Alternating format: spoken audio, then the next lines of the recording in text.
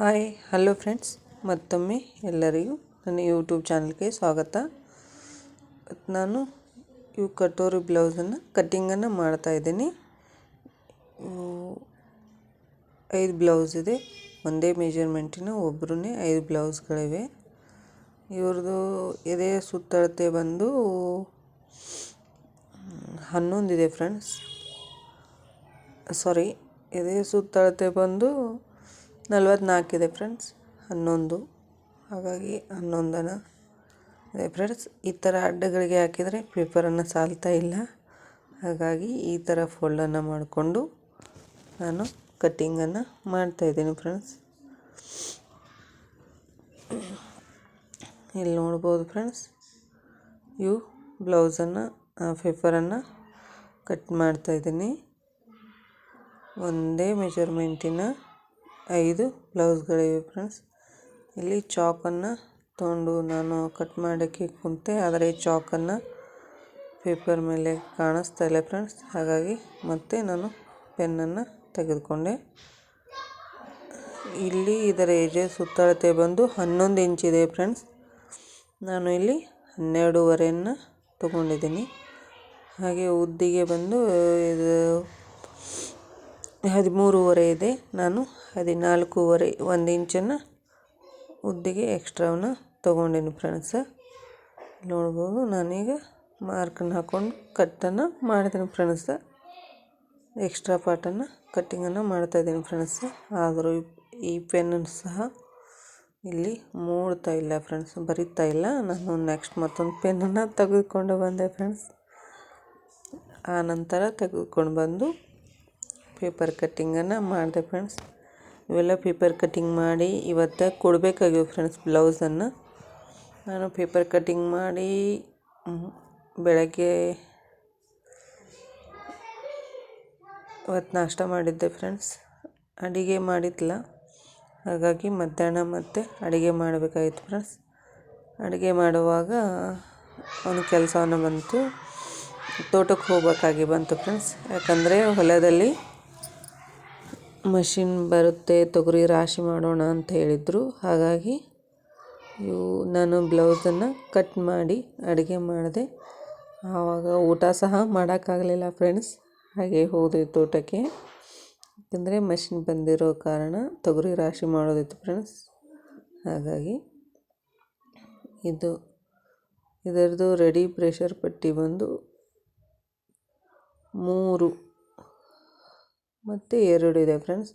ಹಾಗಾಗಿ ನಾನು 2.5 ಮತ್ತು 3.5 ತೊಗೊಂಡೆ. ಇಲ್ಲಿ ರೌಂಡನ್ನು ಹಾಕ್ಕೊಂಡು ನಾನು ಕಟ್ಟನ್ನು ಮಾಡ್ತೀನಿ ಫ್ರೆಂಡ್ಸ್. ಹಾಗೆ ಈ ಬ್ಲೌಸಿನ ಕಟೋರಿ ಬಂದು 5.5. ನಾನು ಅರ್ಧ ಇಂಚನ್ನು ಎಕ್ಸ್ಟ್ರಾ ತೊಗೊಂಡು 6 ತೊಗೊಂಡೆ ಫ್ರೆಂಡ್ಸ್. ಇಲ್ಲಿ ಆರ್ಮೂಲಿನಲ್ಲಿ ನಾವು ಕಟೋರಿ 2.5 ಆರ್ಮೂಲು ಮತ್ತು ಕಟೋರಿ ಮಧ್ಯದ ಗ್ಯಾಪನ್ನು 2.5 ತೆಗೆದುಕೊಳ್ಬೇಕಾಗುತ್ತೆ ಫ್ರೆಂಡ್ಸ್. ಅದನ್ನು ತೆಗೆದುಕೊಂಡು ನಾನು ಪೇಪರನ್ನು ಇಲ್ಲಿ ಕಟ್ಟಿಂಗನ್ನು ಮಾಡಿಕೊಂಡೆ ಫ್ರೆಂಡ್ಸ್. ಆರ್ಮೋಲಲ್ಲಿ ಕಟ್ಟಿಂಗ್ ಮಾಡಿಕೊಂಡೆ, ಹಾಗೆ ಕುತ್ತಿಗೆ ನೆಕ್ಕಿನ ಕಟ್ಟಿಂಗನ್ನು ಮಾಡಿಕೊಂಡೆ ಫ್ರೆಂಡ್ಸ್.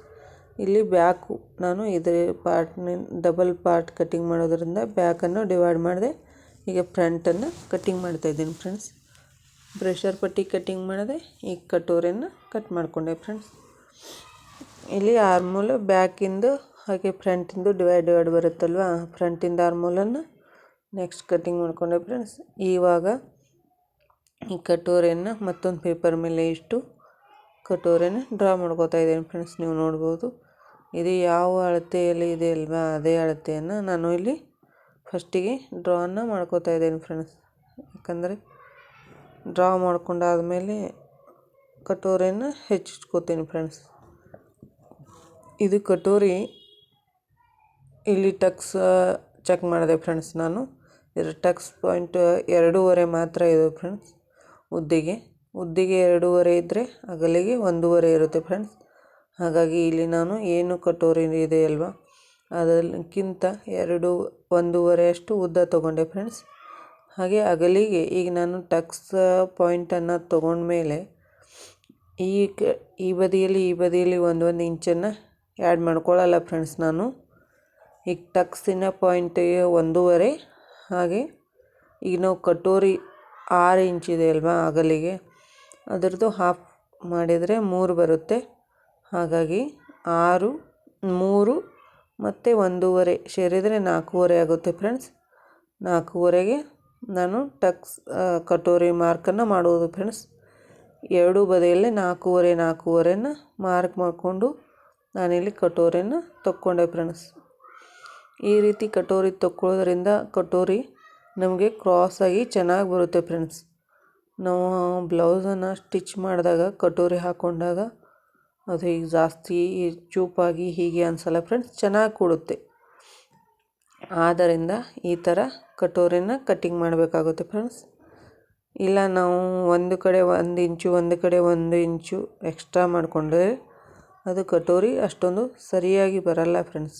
ಆದ ಕಾರಣ ಈ ರೀತಿ ಕಟ್ಟಿಂಗನ್ನು ಮಾಡ್ಕೋಬೇಕಾಗುತ್ತೆ ಫ್ರೆಂಡ್ಸ್ ಕಟೋರಿ.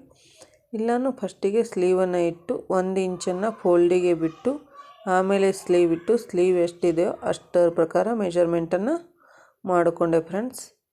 ಆಮೇಲೆ ನೆಕ್ಸ್ಟ್ ಹಿಂದ್ಗಡೆ ಭಾಗಿನ ಸ್ಲೀವಿನ ಕಟ್ಟಿಂಗನ್ನು ಮಾಡಿಕೊಂಡೆ. ನೆಕ್ಸ್ಟ್ ಮುಂದ್ಗಡೆ ಭಾಗಿನ ಸ್ಲೀವನ್ನು ಕಟ್ಟಿಂಗ್ ಮಾಡಿಕೊಂಡೆ ಫ್ರೆಂಡ್ಸ್. ಇಲ್ಲೊಂದು ಟಕ್ಸನ್ನು ಕೊಟ್ಟೆ ಫ್ರೆಂಡ್ಸ್. ಮತ್ತು ಈಗ ಉಳಿದಿರೋ ಬ್ಲೌಸನ್ನು ಪೇಪರ್ ಕಟ್ಟಿಂಗ್ ಏನಿದೆ ಅಲ್ವಾ ಅದು ಇಟ್ಕೊಂಡು ನಾನು ಮಾರ್ಕನ್ನು ಮಾಡಿ ಕಟ್ಟನ್ನು ಮಾಡ್ತೀನಿ ಫ್ರೆಂಡ್ಸ್. ನೀವು ನೋಡ್ಬೋದು ಇದು ಯಾವ ರೀತಿ ಇದೆ ಅಲ್ವಾ, ಈ ರೀತಿ ಇಟ್ಕೊಂಡು ನಾನು ಮಾರ್ಕನ್ನು ಮಾಡ್ಕೋತಾ ಇದ್ದೇನೆ ಫ್ರೆಂಡ್ಸ್.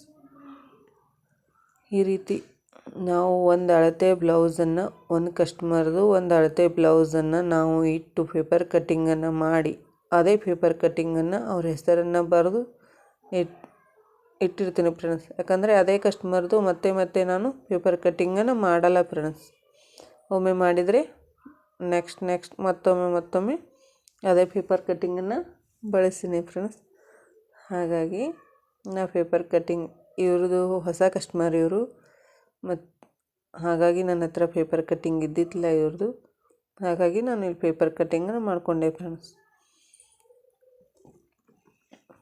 ಇಲ್ಲಿ ನೋಡ್ಬೋದು ನೀವು, ನಾನು ಪೇಪರ್ ಕಟ್ಟಿಂಗನ್ನು ಮಾಡಿದ್ದು ಬ್ಲೌಸ್ ಮೇಲೆ ಇಟ್ಟು ಅದನ್ನೇ ಡ್ರಾ ಮಾಡಿಕೊಂಡು ಬ್ಲೌಸನ್ನು ಕಟ್ ಮಾಡಿಕೊಂಡೆ ಫ್ರೆಂಡ್ಸ್. ಪ್ರೆಷರ್ ಪಟ್ಟಿಯನ್ನು ಡಬಲ್ ಫೋಲ್ಡಾಗಿ ಮಾಡಿಕೊಂಡು ಕಟ್ ಮಾಡಿದೆ ಫ್ರೆಂಡ್ಸ್. ಇಲ್ಲಿ ನೋಡ್ಬೋದು ಫ್ರೆಂಡ್ಸ್, ಬ್ಲೌಸಿನ ಅಷ್ಟು ಪಾರ್ಟ್ಗಳು ಕಟ್ಟಿಂಗ್ ಆದವು ಫ್ರೆಂಡ್ಸ್. ಈಗ ಇವುಗಳನ್ನು ನಾನು ಇನ್ನೂ 3 ಈಗ ಯಾಕಂದರೆ 2 ಬ್ಲೌಸ್ಗಳ ಮೇಲೆ ಮಾತ್ರ ನಾನು ಮಾರ್ಕನ್ನು ಮಾಡಿಕೊಂಡೆ ಫ್ರೆಂಡ್ಸ್. ಇವು 3 ಬ್ಲೌಸ್ಗಳನ್ನು ನಾನು ಏನು ಆಗಲಿ ಕಟ್ ಮಾಡಿರೋ ಬ್ಲೌಸ್ ಪೀಸ್ಗಳಿದೆ ಅಲ್ವಾ ಅವುಗಳನ್ನು ಹಾಕ್ಕೊಂಡು ನೆಕ್ಸ್ಟ್ ಕಟ್ಟನ್ನು ಮಾಡ್ತಾಯಿದ್ದೇನೆ ಫ್ರೆಂಡ್ಸ್. ಪೇಪರ್ ಕಟ್ಟಿಂಗ್ ಅಂದರೆ ಮತ್ತೆ ಇಟ್ಕೊಂಡು ಮತ್ತೆ ಡ್ರಾ ಮಾಡಬೇಕು, ಲೈನು ಮಾರ್ಕ್ ಮಾಡ್ಕೊಳ್ಬೇಕಾಗುತ್ತೆ. ಇಲ್ಲ ಅವೇ ಕಟ್ ಮಾಡಿರೋ ಬ್ಲೌಸನ್ನು ಇಟ್ಕೊಂಡ್ರೆ ನಾವು ಮಾರ್ಕ್ ಮಾಡ್ಕೊಳ್ಳೋ ಹತ್ತಲ್ಲ ಫ್ರೆಂಡ್ಸ್. ಅದರಿಂದ ನಾನು ಇಲ್ಲಿ ಕಟ್ ಮಾಡಿರೋ ಪಾರ್ಟ್ಸನ್ನೇ ಇಟ್ಟು ಕಟ್ಟನ್ನು ಮಾಡ್ತಾಯಿದ್ದೇನೆ ಫ್ರೆಂಡ್ಸ್.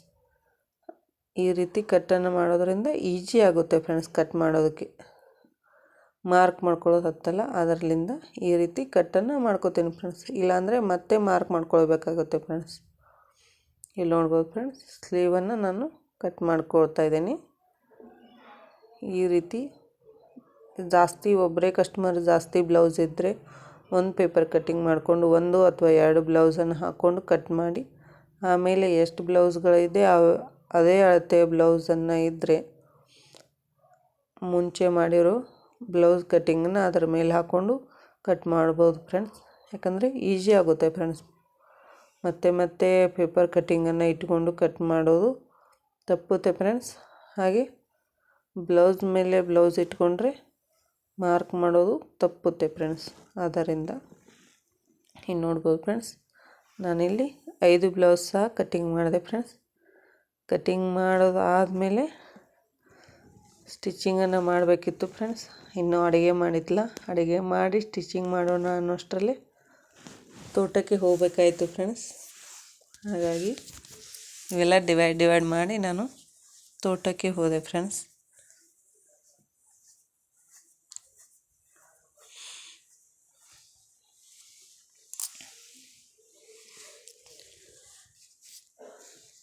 ಇಲ್ಲಿ ನೋಡ್ಬೋದು ಫ್ರೆಂಡ್ಸ್, ಅಷ್ಟು ಬ್ಲೌಸನ್ನು ನಾನು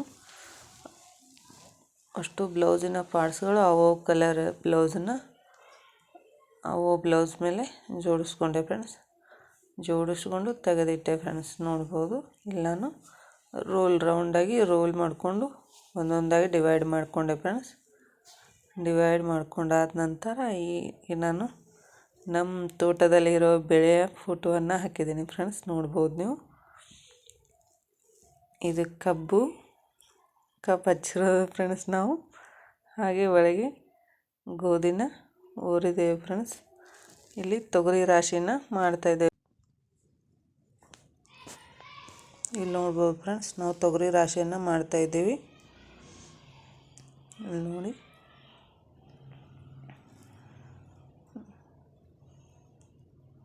ನೋಡಿ friends. Thank you for watching.